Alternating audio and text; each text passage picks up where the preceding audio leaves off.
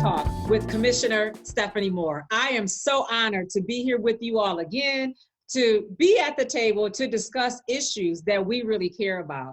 I have an amazing, a wonderful relationship with a sister closer to the east side of the state in Ypsilanti, Simone Lightfoot, who's an activist, an organizer. She is an elected official. She has done amazing work on environmental justice issues. And so we want to have a candid conversation about some of her work, what she's learned, what's still happening when it comes to environmental issues, why we should care about it, but more importantly, what can we do? So without further ado, I want to introduce you to my sister, Simone, the Honorable Simone Lightfoot. You are so nice. Thank you so much. I'm so glad to be with you. I'm so proud of you, and thank you for this this opportunity to share. Absolutely. So give us a little bit of background about you, where you come from, and the roles. I know you wear many hats, but some of the things that you're doing over there in your region. Thanks. It's actually over here, Ann Arbor, just a stone's throw from Ypsilanti. My background, Simone, is environmental justice, civil rights, social justice, advocacy. My work as it relates to elected work is trustee on the Ann Arbor School Board, one of our top districts in the country, as well as in our state. So it's an honor to serve on the very board that I graduated high school from. Originally from Detroit, born and raised a lot along the way into the city of Detroit. And am a Detroit girl through and through, so love the work that I get to do in Detroit as well as other urban centers across the country. In my work as national director, I am responsible for integrating from the streets to the suites, the work that gets done around green or conservation. And so whether it's Asian carp, whether it's water shutoffs, whether it's infrastructure, whether it's dealing with flooding, those are my job. My job is to integrate all that together and talk about the needs of urban centers across this country as it relates to public policy and environmental justice. From the streets to the suites. And I'm like, that's some powerful work. And you are the sister to get it done. I like that. Thank you so much. I love it. I absolutely love it. You were wanting to know about that, what that means and what that entails. Well, what it means is, I could be one day in Flint helping deliver water. Or make sure we get resources there to deliver water. The next day I can be at a meeting with the governor, articulating what the policy needs to be so that water distribution can be restored in Flint. Okay. So from the community level, integrating them into the work, the advocacy side, all the way into the elected officials and those policy makers, those folk who move budgets and make choices. Those are the suites I'm referring to. And my job is to integrate both of them seamlessly and make sure that I'm connecting what's needed to the people who can make it happen. So let's kind of slow walk and break this down a little bit for people who may not be totally in tune or have learned how to connect the dots when we talk about environmental justice. What is that and why should we be concerned? I always like to try to make the definition real simple. We have a more convoluted or fancy worded one, but it's where you are dealing with disproportionate impact, disparate impact of the worst environmental challenges that we have, whether it's a water issue, a land issue, a habitat issue, an air quality issue. Unfortunately, we find too often that those things and policies and entities and facilities that emit those harmful things tend to be concentrated in our communities, our people of color, and poor people in general. And so when we are fighting for environmental justice, we're saying that no one community should have the disproportionate amount of those things that adversely impact their health concentrated right there in their communities. And if that's the case, let's make sure that we have policies in place that deliberately and intentionally address those issues. Again, intentionally. That's right, not just conservation. We're the National Wildlife Federation. We're the largest conservation organization in the country. So we have a whole lot of privilege and a whole lot of access, and we get to influence a great deal of policy and policymakers.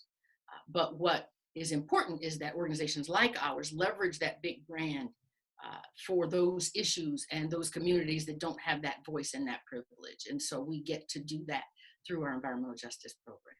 Oh, how awesome. And you're absolutely right, because when we live in the urban community and the center or the heart of most communities, that's where you see some of the greatest disparities. And when you connect those dots and you look at where we are in terms of diabetes, obesity, upper respiratory issues, when we're talking about asthma and all those different things, we can relate it right back to the environment that we live and work in, right?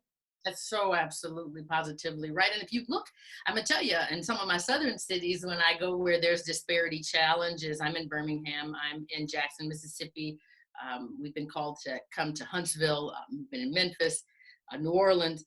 If you lay the slave tracks, those plantation tracks down, you still see the patterns of where housing was and is for African Americans. If you lay the slave plantations mapped down along with the hog farms and the amount of manure that they emit and slop and waste that they emit off into the coasts. You can see it from the satellite. If you lay that right over those historical maps over each other, you see how we came to be how we are, and how cities and planning evolved. And so even where we have sidewalks, I did a speech a few years ago talking to young people, and it was about the cows, and it talked about how the cows, as folk were moving cows to market, the cow paths later became the streets that eventually became paved and named. And so it's all connected through history. And since it's that way, I'm always advocating that we put policy in place that directly addresses those historical inequities. Absolutely. Let's talk for a little bit about water. Everybody knows about Flint. When you say Flint, the first thing we think about is water, the water crisis, and how poorly that community was treated. When I'm here on the west side of the state, just 2 years ago, we dealt with PFAS in our water. So we know that no matter where you are, when you talk about those disparities, we need to have more policies in place to protect our people and our community. Talk about some policies that we should be aware of and why they're important to us. That's great. We have policies here in Michigan under Governor Granholm. We had an environmental justice policy that was put together. A lot of folk worked on it. The challenge with policy, statewide or local, is oftentimes they're subject to administration. They're subject to the turnover of civil servants when you're talking about federal level policy sometimes. And so it's really important that vigilance piece gets maintained around public policy, because the players often change. And so it's important that you make it clear the players may change, but we expect this policy to stay the same. We're working with Congressman Grapalda. He and Congressman McEachin out of Virginia put together an amazing environmental justice piece of legislation out of Washington, D.C. And so that's federal legislation. So we're very excited and hopeful for that. We're not short on policy. What we're short on are those champions who are bold enough to move that policy.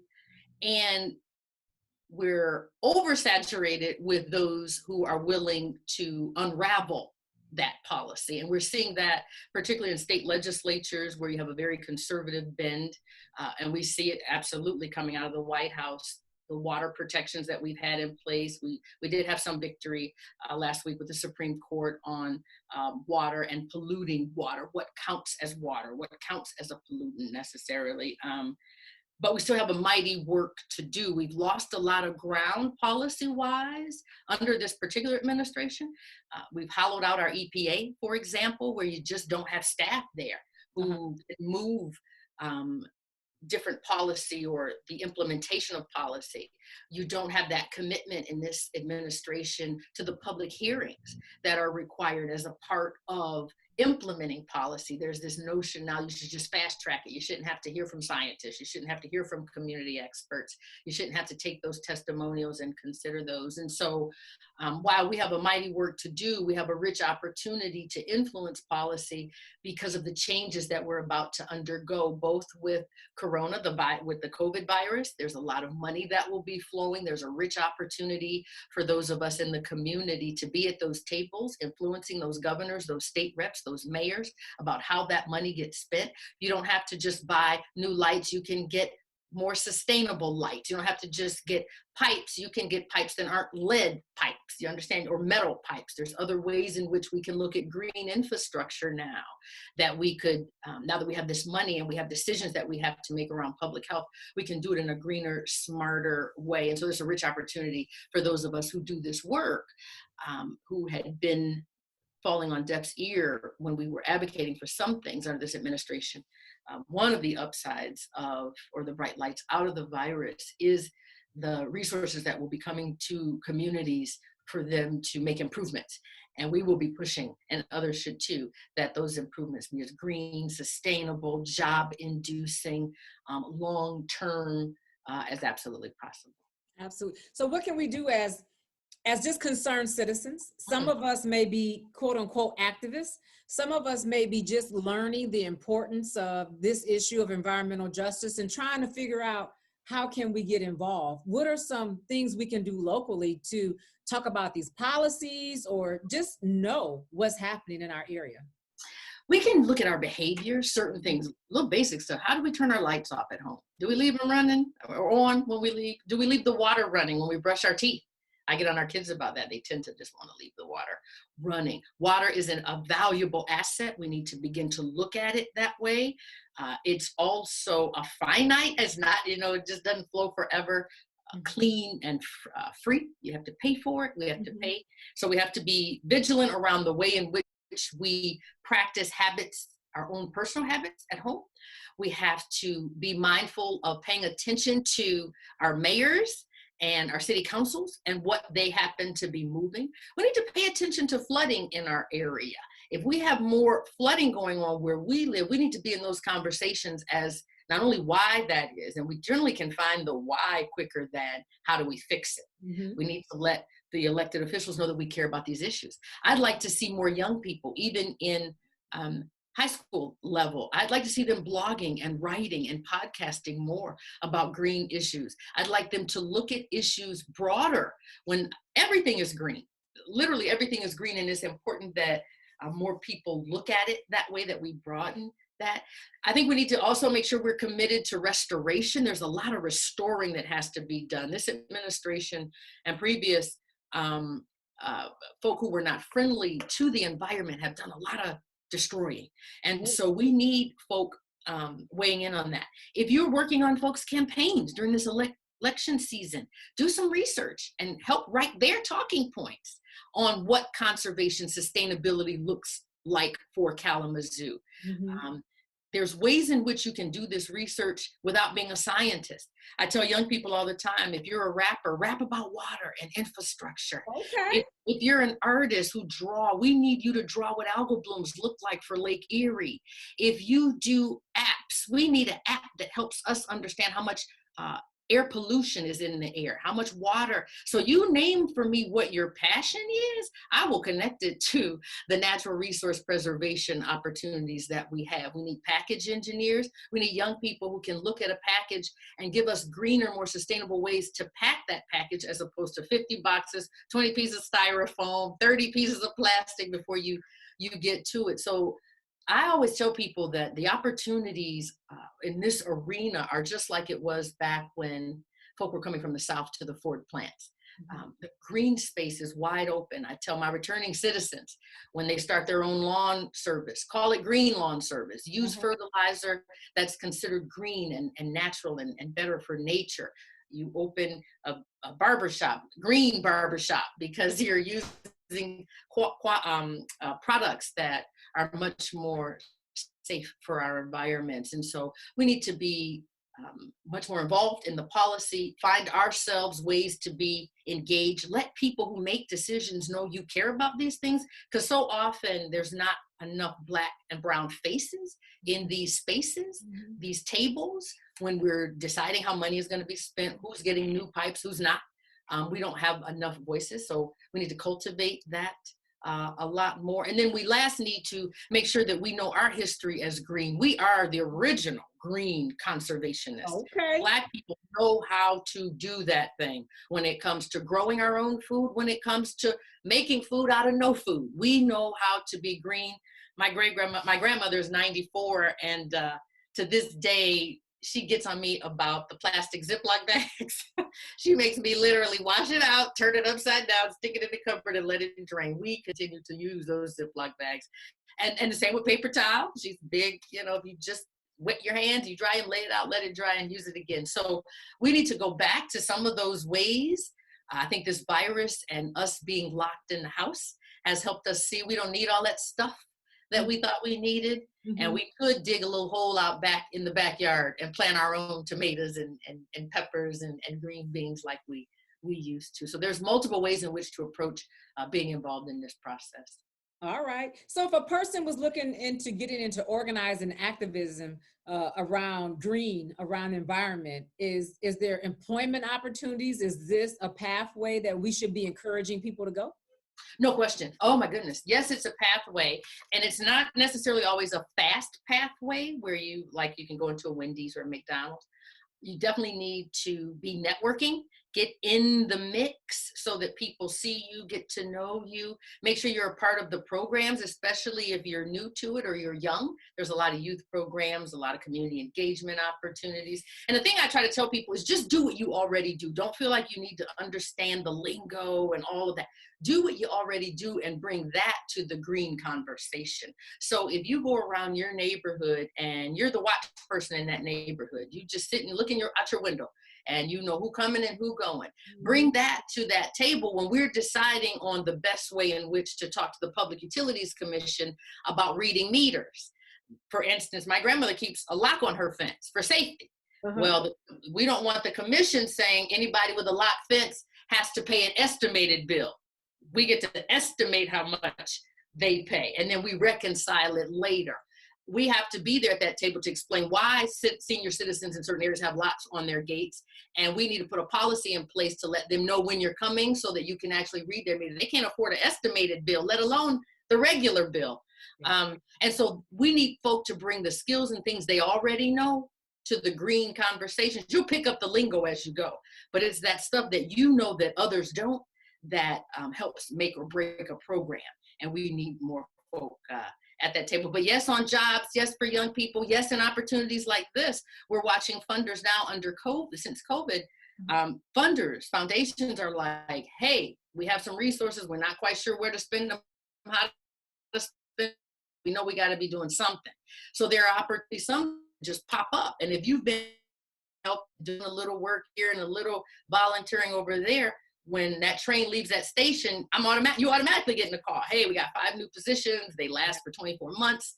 Come on board. And so, yes, and yes on the job opportunities in green. So are we unique as in terms of unicorns, if you will, being melanated, concerned about environmental issues, and at the table doing this work? Is there diversity and inclusion in the environmental justice movement? In the environmental justice movement, there is. That hasn't been the challenge. I think there's been more of a challenge having diversity in the conservation movement, which is separate and different, if you will, for this conversation. That tends to be much more historical and steeped in a very white privileged history that didn't do well by Black people or tribal people or indigenous. And so there's a legacy and a history there that we still have to continue to acknowledge and make amends for in some ways. In the environmental justice movement, what I'm finding more of now, where you have a great deal of diversity there, is now the more traditional conservation community is embracing more freely environmental justice just because of all the challenges we're facing. The challenges we're facing around water, flooding, infrastructure, those are things that people on the environmental justice side of the house have been yelling for years: air quality, asthma, rivers and lakes on fire, and those kinds of things. But now that it's vogue, if you will, it's impacting more people. You find that it's a much broader embracing of environmental justice, but there's still a struggle calling it that there's still this need to want to put a new name on it. There's still this desire to not make it as culture, hair. Let's talk about hair, for instance. When you come with dreadlocks, it's a harder sell, quote unquote, in the traditional conservation community. What I'm seeing, though, is it's less hard than it used to be, because again, I say that urban and Black is the new Black when it comes to our environment. And what I mean by that is, for years, I'd talk to folk and I'd say, hey, love for you to publish this article on Flint. We're doing this great work in your magazine, put some information, or on your show or your whatever, highlight this. Nah, not interested. Well, now that all people really are talking about in the news is COVID and urban centers, because that's where you have your challenges most. Work on buffalo isn't really being done much. Work on Asian carp isn't really being talked about much. And so Black and urban centers is the new vogue. And so you have people who work on buffalo all year round now calling saying, hey, what's going on? Can we talk about urban centers in our work too? And so it's hot right now, and you know how that works. It ebbs and flows, and so it's important for those of us in this work to take advantage of those environmental justice priorities that we lift up and laud, those policies, those things that we want. It's a way for us also. It's a time for us to address all these disparities that have now come to the fore. We've been talking about them, but this pandemic has put the spotlight on them, and shame on us if we let this time pass and don't do anything different, don't fund anything different than we already have.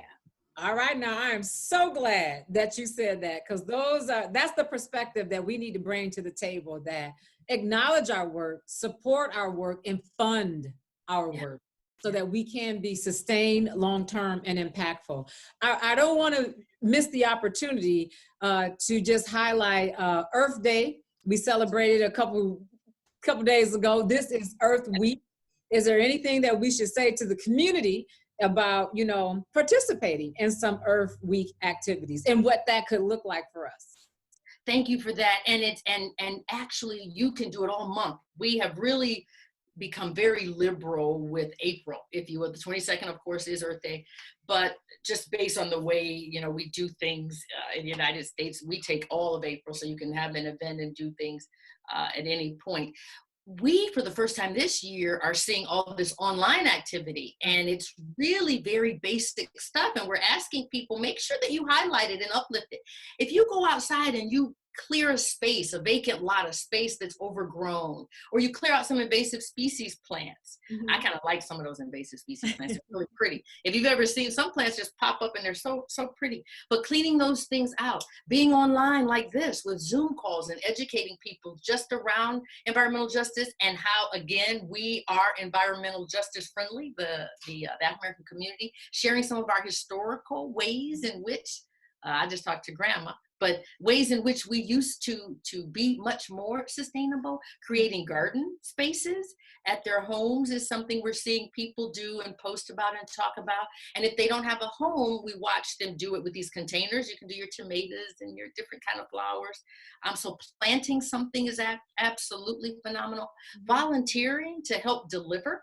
There's still folk who I know, I sit on the school board in Ann Arbor, and we are still delivering food to students, to families, for students who, of course, are missing lunch. And for some young people, that is their food for the day. And so volunteering and delivering is absolutely one of those things. Sharing with young people the significance, I'll go back to it, of turning off the water, not standing there with the refrigerator open. I always tell them the same thing that was in there before you looked is the same thing that's in there now.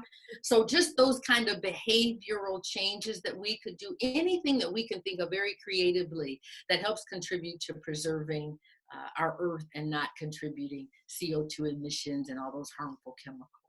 You know, that is, you are so eloquent with this, and I can see your passion in all this, that those are really some common things that we can do just to be Yeah. more conscious and be more active about it. I know I walk through my house all the time, closing doors and turning Yeah. off lights, and you know, I'm the only woman here, so them guys, they leave everything open and they just be looking at me like, but it's the little things that I think also Thing. gets us up to having that impact. That's right. You mentioned COVID-19, this pandemic that we're dealing with. What, how has that impact your work, and even being able to talk about this issue of environmental justice? And what are you hearing? I know you're all across the country. What are you hearing? Some of the feedback from folks.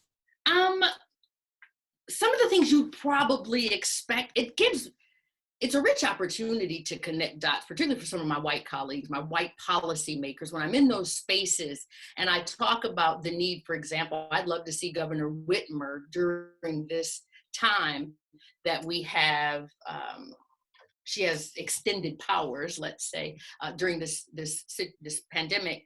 She has a legislature that's moving against her to strip her of those powers quickly. I'd love to see her use some of those powers to wipe out the remaining driver responsibility fees that people have and get them their license restored, particularly if they're in the Detroit South, East Michigan region. That changes things for a family. If I can now drive out to a job that provides insurance, right? Now I have medical insurance for my whole family. But if I can't drive, I'm limited to the corner store or the Wendy's, and that's a whole different dynamic.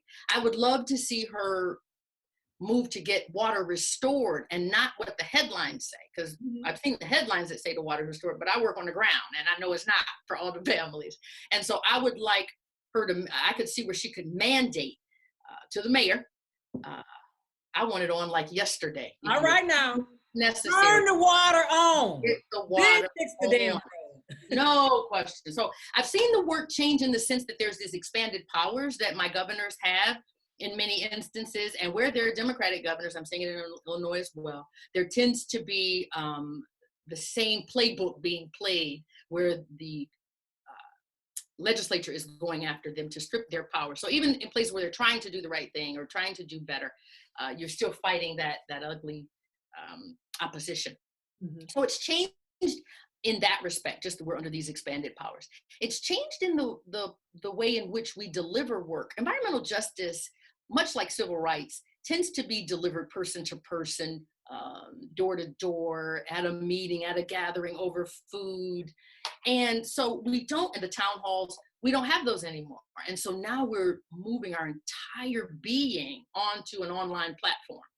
And you're talking about doing that to a community that struggles the most with online access, broadband access, digital technology, a community that struggles the most with a vehicle or access to go and get and pick up even things that you may have for them. So I've had to take some of my money that I used to use for traveling around the country, and I got creative and I started figuring out ways I could buy hotspots for some of my partners on the ground and help get internet service for them and help pay for their Zoom service for a year. So at least they can have their community meetings on Zoom and not have to worry about that. Though the cost isn't huge, every little bit helps. And so I'm really big on bringing some of the national players that I engage with face to face on conversations like this. Some of the Congress members from the Congressional Black Caucus. And so if my local community group says, hey, Simone, we're going to get the Block Club on a Zoom call to talk about flooding, I will say, okay, well, let me get Congressman Clyburn from South Carolina on for you, or let me get Congressman Thompson, he's chair of Homeland Security. He'll come on and give you a few minutes and tell you the significance of the work you're doing and how that ties into what he's trying to do. And that inspires them, and all. They're like, really? You'll get that, Congressman? And so in some ways, it's allowed me to connect the players I usually get to sit with and be with way off very directly with my community without putting everybody on a plane and flying them to Washington and sitting in their office. And so I love the ability to bring that national network into my communities far more directly. It's a challenge in that, though, many of our communities aren't necessarily prepared. So I'm in Birmingham right now. We just got a grant. We're doing 24 months of work down there. And so my immediate ask was, what are the pastors doing? Are they all online to deliver their message? And if they're doing that, how can we work with them so that, you know how announcements are given at church? Well, now you really are hard pressed for some of the announcements, and you're definitely hard pressed for some of the advertisement. You may, in your church bulletin, have a car dealer that advertises every month, and that's how the church pays for the programs. So I'm talking to them about how we can maybe run a ticker tape under their sermon or some other. So other ways we can be creative and help, again, a community that has the least amount of technology and access, particularly to stuff like Zoom. It's one thing to have a cell phone. It's one thing to have a laptop. Mm-hmm. It's another thing to navigate these different new platforms, put them into different chat rooms and separate them out and bring them all together. So I have also put into my memo for my boss the need to have training, Zoom training, where we just get on here. You know, the funniest thing I tell people, Stephanie, I wish comedians or somebody would get on these Zoom calls, especially with people over probably 40, about 40, even over 40. You see them all up on the screen trying to see how it worked and what. And these are engineers, doctors, lawyers, like these are smart people. Exactly. But this whole pivot overnight to everything being online is been funny for us old heads. And so, so that alone, just training sessions. And so when I used to train people on going to the legislature and advocating for your rights, I now train them on how to navigate a Zoom call and how we can connect with each other. And so it's changed the work in that we do have some professional development that needs to go on in the community before we can keep running like we used to. Absolutely. So, you know, you are doing phenomenal work. I totally salute you. And you are a veteran, right? Yes. Okay. Yes. I was like, I know my sister now. Hold on. How can we reach you? How can folks find out more about your work? Is there a website? Are you on social media? I'm one of those old heads. I'm so bad. I am on Facebook. We do have the National Wildlife Federation's Urban Initiatives. So we're on Facebook. And then my personal page, Simone Lightfoot, I'm posting nonstop on there all the time, behind the scenes, the latest news. When I'm in meetings with elected officials, I'm posting about what they said and what they didn't say, and taking pictures of the information that we're gathering. So Facebook is the only medium I use at this point. My kids are telling me all these new TikTok, I think, is the latest. They were trying to, I'm like, look, I'm still trying to navigate Facebook, but we're at www.nwf.org, National Wildlife Federation. So you could absolutely reach me there.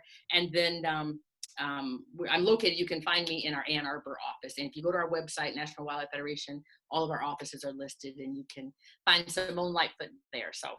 And I apologize. I'm available and absolutely ready to be engaged. I'm super open about that. Absolutely. So I want to thank you for taking the time to come to the table where we keep it real about the issues, where we're open and transparent about what's happening and how we can get engaged. But I also like to take a few moments to inspire. There are so many people, particularly younger women and girls, that are looking to find their way. And sometimes they just need to see that role model. They need to hear somebody that can just give them a word that can just spark their spirit, and they can go on to keep on keeping on. So do that for us today. Give us some encouragement and some inspiration, and how we can, in spite of what's happening in our world today, still be great.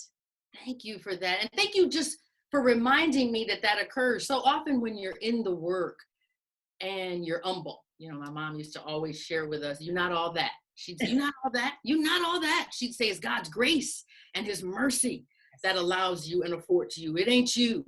So don't get it twisted. Well, that's true. But sometimes we can take that so far where we think, oh, I don't know if I care what I'm not, I'm just, And so when you remind me of those things by virtue of the role you hold, the place and your station and your lot in life, you absolutely have folk looking at you, and ideally you will spark something in them. I want young women to know, and young men as well. They can do anything they want to do, and it's just their time. They're so fortunate. They can just think it and create it. They can think about a podcast and do it. They can think about becoming a photographer and just do it. Social media has really afforded them opportunities that we never had. And so I'm excited that they have that chance. I want them to do it, though. I need them to understand they're responsible for their own selves, period. You might be mad at mama, don't like mama, can't stand daddy, but you, in the end, are responsible for your own life. And you need to get over it, whatever it is. And this is the military side of me, and I'm not that soft. My children will tell you, whatever the issue is, get over it and keep it moving. And go see a counselor. Mm-hmm. I believe in that. You go get your mental health taken care of. I'm proud of this generation. They're far more in tune with their mental health. They will go see, my daughter told me, I'm going to go see my counselor. We have a counselor, Dr. Ural Hill. He's out of Detroit, a Morehouse man. And she will go to him, and he charges her just a little $75 for a visit. And she will go visit and sit with him for an hour and unpack what's going on in her head and make the connections to her history and to her mama issues and to her daddy issues. And then she comes home, she's like, Mom, guess what I realized? And I'm so thankful that early, that young people will tap, I'll go get my nails done. She go to have her mental health done. I love that. Nice, sis. I love that. So more young people need to own their mental health and understand it's okay to struggle. It's okay to be sad and upset. But at the end of the day, most folks don't give a dang, right? And you on your own, you better figure out, you better keep it moving. You better stick with God, stick with those who love you, not those who always agree with you, those who love you and have kept a hedge of protection around you your whole life. Continue to listen to them and aspire to what you want. I would also tell them network. When you see somebody on TV that impresses you, send them an email. When you see somebody in a magazine that you say, oh, I want to be, write them. Say something to them. Show up. Volunteer. If you see an elected official named Stephanie Moore in your community and you think you might want to enter into politics, go knock on her door and tell her, I just want to serve with you. I want to give you a week of my time to do anything you need. Show up. And I'm promising you, when you show up, the connections get made. Show up often, show up early, and don't worry about the rest. Do the work. Stay focused on the work. Pretty is cute. It's all right. But it fade. Pretty is as pretty does. And if you act ugly, you ugly. So it's okay to be pretty. It's okay to do your hair and your makeup, but cover up. Keep your cleavage covered up. Pull your pants up. Don't be sagging. Take a pride in yourself. Show people that you take pride in yourself. And the last thing I'll say is study, study, study. The Bible talks about studying to show thyself approved. It's not only about your biblical knowledge. It's in anything you do. Study it so that we know you're approved and sanctioned in that subject matter. You indeed are a subject matter expert. So when folk ain't looking, read. When folk looking, read. Show up. Go study. You don't have money to go to that event, that networking event, or that professional development event. Back in my day when I was younger, Steph, I'd just go anyway. Hang out in the hallway. I would hang out in the hallway at Cobo Hall. You see all kind of folks and get to talk to people and network with people, even though you might not have $100 to get inside the door. Show up anyway. Half the battle is showing up. The rest tends to take care of itself. Wow, so amazing. Oh my God, this is why I had to tap into you. I am so glad that you came to talk to us. This is what we need. We're in a time where we need that inspiration and we need that influence, and we need to be able to look to people we can relate to so that we can attach ourselves to it and really push on. So I thank you. You have just stirred my spirit. I am so happy to be here talking with you today. It's been a grand time talking with you. We now know how to contact you. We know, and we better understand the work. Environmental justice is our issue, one we should advocate for and be intentional about making sure that we eliminate disparities in our communities, but most importantly, Simone, in our policies. And so we have a connection to you that now when we got questions and concerns, you're just a Zoom call away. Thank you. Anytime, anytime. Absolutely. And oh my God, I'm gonna have to come steal you and bring you here for about 20 days so you can help me with some folks over here. Love it. Love it. I want to thank you for your service to our country. You are a servicewoman and you have done that with pride and integrity, and I thank you for that. I also want to thank you for your service to our state and our community. You serve as an elected official. And I don't say this cheeky because that's real work. And it is often, not for the faint at heart. And you do it with such grace and such intentionality and such beauty that it's just remarkable. This is one of the episodes that I know Simone is going to inspire some folks to do things more and differently. So thank you for being here to help us with that. Thank you. Thank you so much for the opportunity. And you keep up the awesome work with that pretty smile of yours, I tell you. Thank you so much. And I'm going to wrap up and say this. One of my favorite quotes is from Shirley Chisholm when she said, when they don't give you a seat at the table, bring your own folding chair. And for years, Simone, that's what I did. I would show up to the table, regardless if I was invited, scoop my chair up to the table and dig right in. And today, I'm building my own table. I'm bringing the faces, the voices, the issues, the policies that impact us the most that we should care about to the table for the discussion. So I want to thank you for being here at the table with me. Thank you for MOOReTv for being our very, very special guest and to be indulging me for this table talk conversation. Thank you. I love you, sis. You too. And I look forward to continued service with you out here on the battlefield. Stay safe, stay healthy, blessed, and prayed up. Thank you. Bye-bye.